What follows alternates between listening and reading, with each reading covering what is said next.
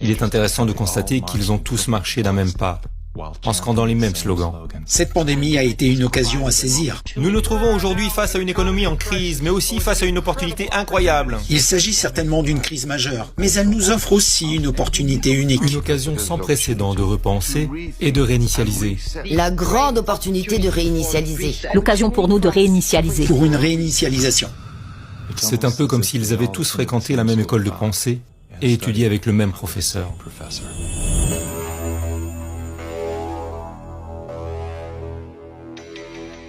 Le professeur Klaus Schwab est né en 1938 à Ravensburg en Allemagne, où des crimes nazis contre l'humanité ont été commis. Son père, Eugen Wilhelm Schwab, était le directeur général d'Eschervis à Ravensburg, une entreprise qui utilisait la main-d'œuvre esclave pour fabriquer des armes de guerre pour le Troisième Reich. Alors que le père de Klaus était à la tête de l'entreprise, le parti nazi a décerné à Eschervis de Ravensburg le titre d'entreprise modèle nationale socialiste. Des années plus tard, Klaus Schwab a rejoint le conseil d'administration d'Eschervis de Ravensburg, où il a joué un rôle clé dans le développement du programme d'armes nucléaires de l'Afrique du Sud, pendant les années les plus sombres du régime raciste de l'apartheid.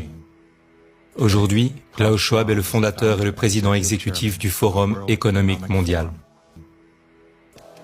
Fondé en 1971, le Forum économique mondial est une organisation internationale privée qui reçoit des milliards de dollars exonérés d'impôts de la part de ses membres et de leurs entreprises mondiales.